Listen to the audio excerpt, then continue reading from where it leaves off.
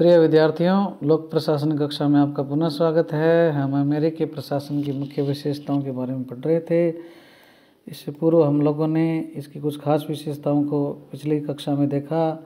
एक तो ये लोकतांत्रिक व कल्याणकारी स्वरूप का है, इसमें विधि का शासन प्रवर्तित है, संघीय शासन व्यवस्था का यहाँ प्रभाव है और सुदृढ़ केंद्रीय प्रशासन है, जटिल व उलझा हुआ प्रशासनिक तंत्र है, कुशल कार्मिक प्रशासन है। अब उसकी कुछ और अन्य विशेषताएं जो हैं उनको हम देखते हैं। एक तो यहाँ पे क्या है, लूट प्रणाली के अवशेष हैं। लूट प्रणाली, अमेरिकी लोक सेवाएं जो हैं वो लूट प्रणाली से हमेशा क्या है, ग्रस्त रही है। स्पॉइल सिस्टम भी कहते हैं इसको। जैसे ही नया राष्ट्रपति या गवर्नर, राज्यों में गवर्नर जो है वो पद ग्रहण करता है, वह क्या करता है, अपने चहेतों को उच्च पदों पर नियुक्त कर देता है। लूट प्रणाली की जो शुरुआत है, सबसे पहले प्रथम राष्ट्रपति जॉर्ज वॉशिंगटन जो है उन्होंने शुरू की थी, और राष्ट्रपति जेफरसन और एडम्स जो हैं इन्होंने क्या इसको खूब फुलाया, बहुत डेवलप किया। और साथ ही एंड्रयू जैक्सन ने इस प्रणाली का क्या है, दुरुपयोग भी क्या है, शुरू कर दिया। किंतु सन 1881 में एक हताश बेरोजगार के द्वारा तत्कालीन राष्ट्रपति गारफील्ड है उनको क्या हत्या कर दी। और इसके बाद क्या हुआ, सन 1887 में एक एक्ट पारित हुआ, उसका नाम है पेंडल्टन एक्ट। उसके बाद क्या हुआ, अब ज़्यादातर पद जो है वो योग्यता के आधारित जो भर्ती प्रणाली है उससे भरे जाते हैं, किंतु संघीय स्तर पर 2-3 हज़ार उच्च पद ऐसे हैं जो राष्ट्रपति अपनी इच्छा से क्या है, भरता है।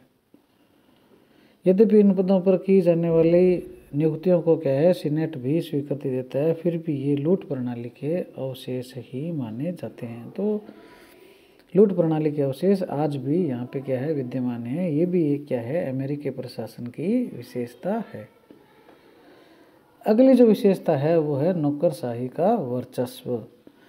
वर्तमान विश्व के ज़्यादातर देशों में, चाहे वो विकसित हो या विकासशील हो, नौकरशाही क्या है, एक बुराई या समस्या के रूप में आंकी जाती है।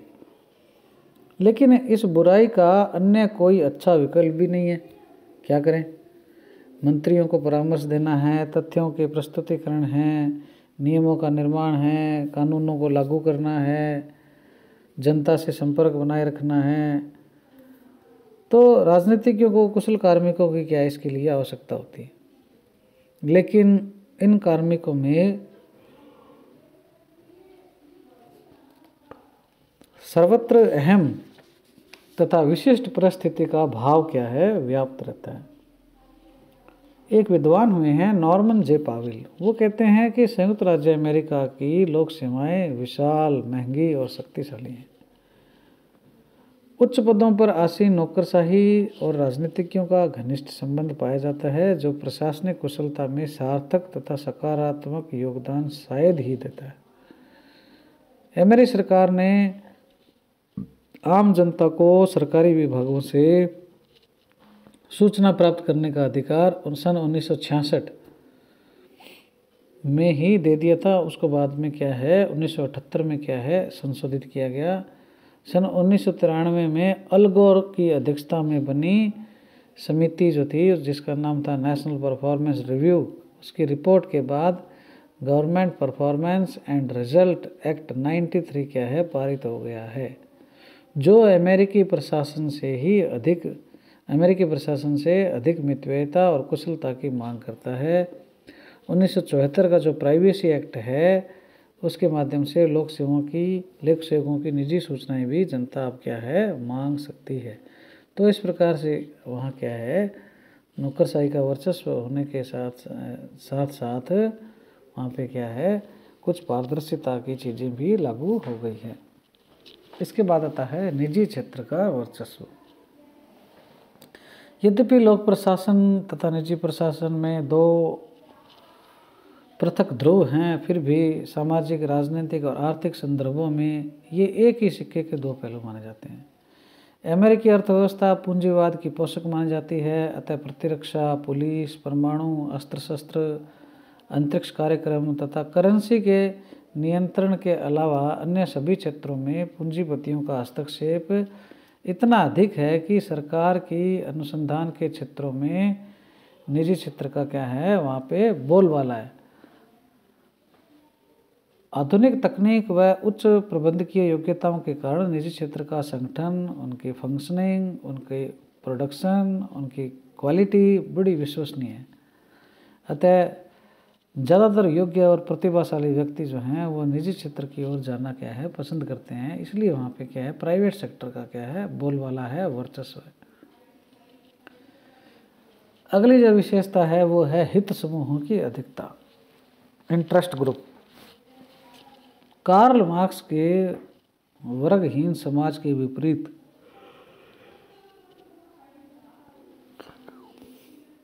अमेरिकी राजनीतिक समाज और प्रशासन में अनेक प्रकार के हित और दबाव समूह बने हुए जो संपूर्ण तंत्र पर अपना प्रभाव डालते हैं। ये जो हित समूह हैं वो व्यवसाय, नस्ल, लिंग, धर्म, क्षेत्र, कार्य, सेवा और जाति के आधार पर बने हुए हैं। सरकारी कर्मचारियों के संघ, राजनेताओं के समूह, पूंजीपतियों के वर्ग, श्रमिकों की यूनियनें, चर्च के संघ, कृषकों के संगठन तथा कई प्रकार के दबाव समूह जो हैं वह अमेरिकी समाज जो है उसमें हमारे को दिखाई दे जाते हैं। वास्तव में अमेरिका में ज़्यादातर राष्ट्रीयताओं के नागरिकों के प्रवास ने भी क्या है, वर्गीय भावनाओं में क्या है, वृद्धि की है। दबाव या हित समूह चुनावों में खुलकर अपना समर्थन व्यक्त करते हैं जो लोक प्रशासन पर सकारात्मक और नकारात्मक दोनों प्रकार के प्रभाव डालते हैं। इस प्रकार से क्या है, वहाँ पे विविधता की वजह से क्या है, अलग अलग हित समूह भी क्या है, बहुत ज़्यादा बन गए हैं। अगला आता है स्वतंत्र राज्य प्रशासन। संघीय शासन व्यवस्था अपनाने के कारण संयुक्त राज्य अमेरिका में संघीय और प्रांतीय दोनों स्तर पर क्या है, अलग अलग संविधान है और अलग अलग सरकारें हैं, अलग अलग प्रशासन तंत्र वहाँ हैं। संघीय संविधान का अनुच्छेद 1 जो है उसका भाग 8 जो है उसमें वर्णित विषयों के अलावा सभी विषय क्या हैं, राज्य सूची या राज्य प्रशासन से संबंधित माने गए हैं। कहने का भाव ये है कि अवशिष्ट विषयों की जो शक्तियाँ हैं वो क्या है, अमेरिका में प्रांतों के या राज्यों के पास है। जबकि भारत में क्या है, 3 सूचियाँ तो है ही, संघ सूची, राज्य सूची, समवर्ती सूची, और अवशिष्ट जो विषय हैं, अवशिष्ट का मतलब जिनका उल्लेख इन तीनों सूचियों में नहीं है वो अवशिष्ट होते हैं। इसी प्रकार वहाँ पे अमेरिका में क्या है, जो संघीय और प्रांतीय सूचियों में उल्लेख नहीं है वो अवशिष्ट होते हैं। जो अवशिष्ट विषय हैं उन पर अधिकार अमेरिका में किसका है, प्रांतों का है, कानून बनाने का अधिकार प्रांतों का है। जबकि भारत में क्या है, अवशिष्ट विषयों पर कानून बनाने का अधिकार केंद्र का है।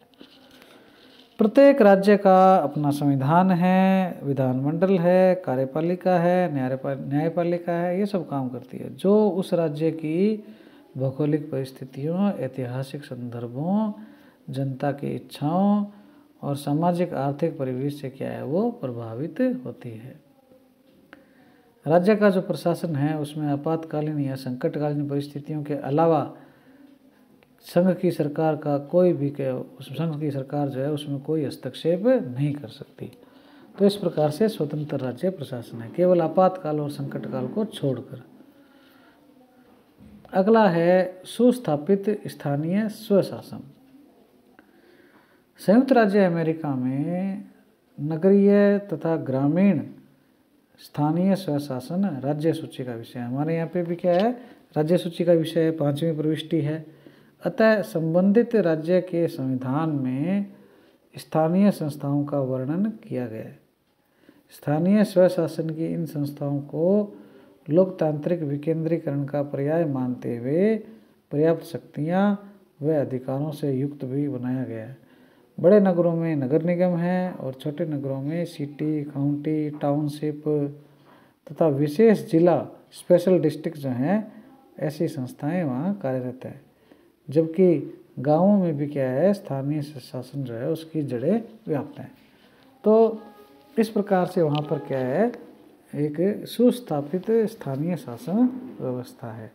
तो ये जो अमेरिका का प्रशासन जो है उसकी क्या है, ये 12 विशेषताएं हम लोगों ने देखी है।